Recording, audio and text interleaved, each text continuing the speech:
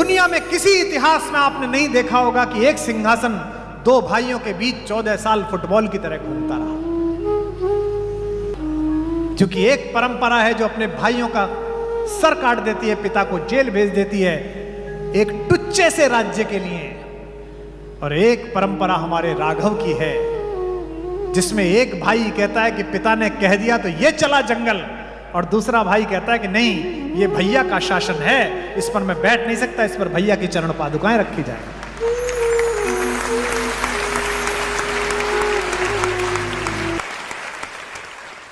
इस कहानी को यह मत सुनिए कि एक कथा है, इसका प्रतीक शास्त्र अपने बच्चों को सिखाइए।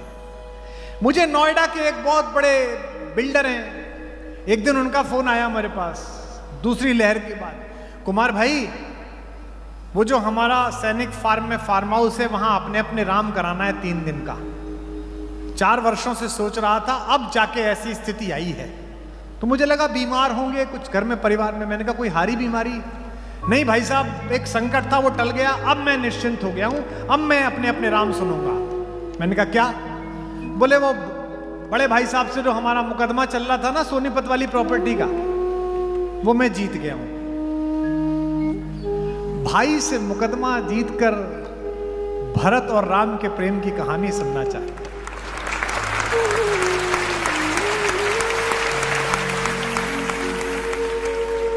क्या फर्जी दौर है।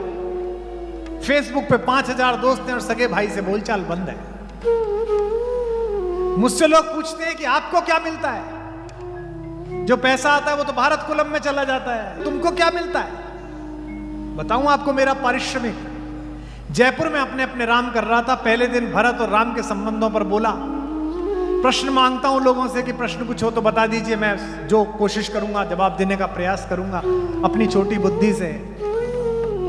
एक पर्ची आई, मैंने पढ़ दी झोंक में। सामने बैठा एक आदमी हाथ जोड़कर खड़ा हो गया, रोने लगा, पड़ोस के लोग उसे चुप करने लगे।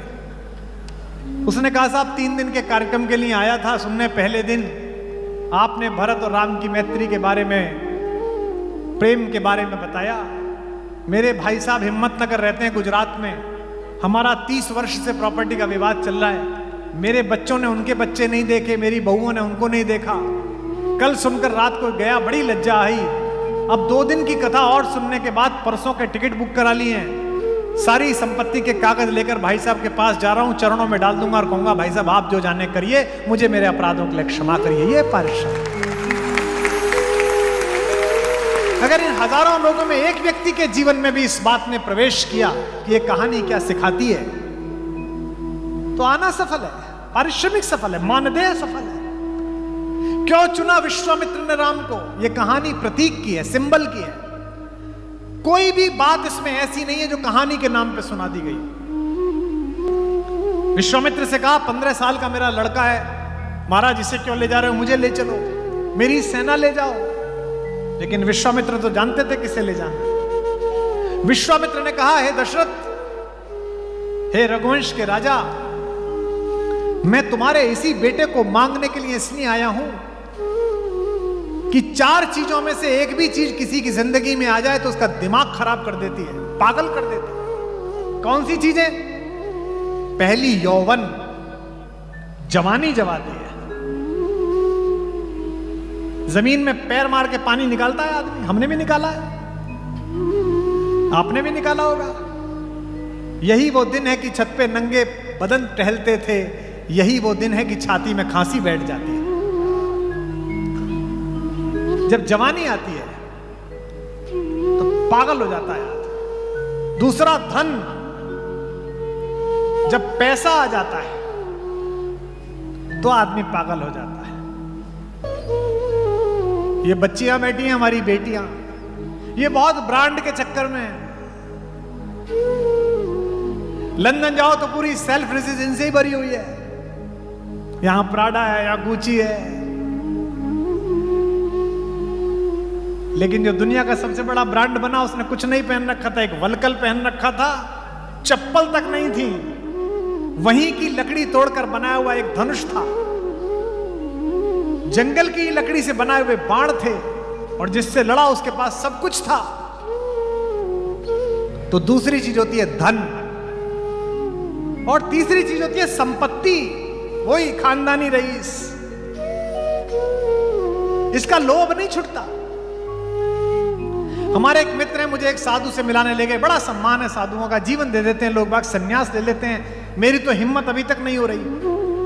मन बीच में उमगता है कि छोड़ के चलूं, तो कुछ ना कुछ सामने दिख जाता है, पुत्री की शादी, भारत कुलम, और फिर अचानक रात को जागता हूं कि पता नहीं किस दिन सुबह उठ के कपड़े छोड़ के दूसरे पहन लूं। लेकिन बड़े लोग हैं जो छोड़ देते हैं। तो मैं गया साधु से मिलने, वो बहुत बड़े उद्योगपति थे, अचानक साधु हो गए। 42 मिनट बैठा मैं उनके पास, बताते रहे, कुमार साहब कौन सी गाड़ी यूज करते हैं। मैंने कहा महाराज गाड़ी का क्या है, किसी में भी आ जाता। फिर भी महाराज मर्सिडीज में आया था, मेरे पास भी एस क्लास थी। कुमार साहब जब मैंने संन्यास लिया 427 करोड़ का टर्नओवर था उस साल मेरा। कुमार साहब मेरा मैनहट्टन में भी एक फ्लैट था, मेरा वहां सेंट्रल लंदन में भी एक मकान था। बाहर निकला तो वो सज्जन जो लेके गए थे बोले कितने त्यागी हैं हमारे महाराज जी, सब कुछ छोड़ दिया। मैंने कहा कहां छोड़ दिया? 19 बार जिक्र कराया कि जो छोड़ के आया, तो पढ़ा कहां से? अभी तो पढ़ा ही हुआ है।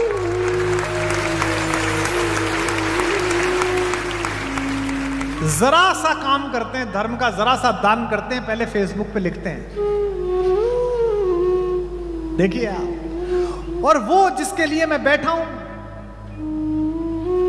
उसके राज्याभिषेक की पहली संध्या में अंधेरे कक्ष में उसके पिता ने बुलाकर कहा कि बेटा एक अनहोनी हो गई है, मैं तेरा अपराधी हूं। रोने लगे दशरथ। आप सबके बच्चे पढ़ने गए होंगे, मेरी भी बेटी पढ़ने गई थी, मैं खुद छोड़ के आया। जब उसे हॉस्टल के गेट पे छोड़ा 7 दिन वहीं रहने के बाद, तो पलट के नहीं देखा मैंने उसे, क्योंकि मैं देख ही नहीं सकता था, मैं रो रहा था। हवाई जहाज में रोता रहा। शुरुआत के छोटे छोटे फंक्शंस में उसकी याद आती रही, सामान्य बच्चे की, जिसके घर त्रैलोक्य का सबसे सुंदर बच्चा पैदा हुआ, 15 वर्ष की आयु में ऐसा हो, उसे जंगल भेजने की बात करी जाए 18 वर्ष की आयु में, तो पिता का कलेजा कैसा फटा होगा। आध्यात्म रामायण में तो दशरथ यहां तक कहते हैं कि तू सर्वोच्च सेनापति है सेनाओं का, चल मैंने कैकेयी को वचन दे दिया, पर तू एक काम कर, मुझे गिरफ्तार करके जेल में डाल दे, इससे मेरा वचन भी पूरा हो जाएगा, और बेटे तू मेरी आंखों के आगे भी रहे। लक्ष्मण कहते हैं कि पुरुषार्थी बनते हो, कहते हो मैं धर्म की संस्थापना करूंगा, घर में अधर्म हो रहा है, ये क्यों लटकाए घूम रहे हो, धनुष को उठाओ। क्या अद्भुत बात कही है मेरे राघव ने, मेरे राम ने। मैं सोचकर रोता हूं इसे। कहते हैं सौमित्र, लक्ष्मण किस पर धनुष उठाऊं? रघुवंशियों की परंपरा की प्राण जाए वचन न जाए, उसका पालन करने वाले अपने इस पिता पर। और अगली बात राम का चरित्र बताती है, या पाप भी जिसके अस्तित्व की सीमा से बाहर खड़े होकर हाथ जोड़कर पड़ा रहता है, उस अपने नीतिज्ञ छोटे भाई भरत पर बाण उठाऊं, किस पर आ रहा है? दुनिया में किसी इतिहास में आपने नहीं देखा होगा कि एक सिंहासन 2 भाइयों के बीच 14 साल फुटबॉल की तरह घूमता रहा।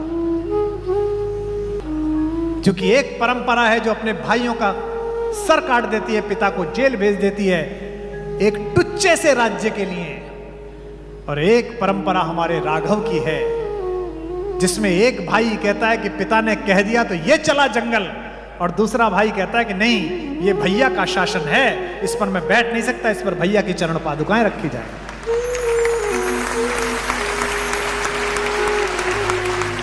ये बच्चों को सिखाइए, ये बहुओं को सिखाइए कि कैसे श्रुतकीर्ति, मांडवी, उर्मिला और माता सीता एक साथ रहती हैं। जरा सा काम छूट जाए लोग आत्महत्या कर लेते हैं। आईआईटी में बच्चे की रैंकिंग नीचे आई, बच्चे ने आत्महत्या कर ली, नौकरी नहीं लगी, डिप्रेशन में आ गया। क्यों? बाकी सब सुना था बेटा, राम कहानी नहीं सुनी थी। अन्यथा सोच के देखिए, कौशल्या ने बुलाया, बेटा क्या हो गया, शहनाई बंद क्यों हो गई, लोग रो क्यों रहे हैं, तेरा राज्याभिषेक है। तो राम ने यह नहीं कहा कि मां मेरा राज्य छीनकर भरत को दे दिया। राम ने जो बात कही उस पर 1000 सिंहासन कुर्बान किए जा सकते हैं। राम ने कहा, मां पिता ने मुझे जंगल का राज्य दे दिया।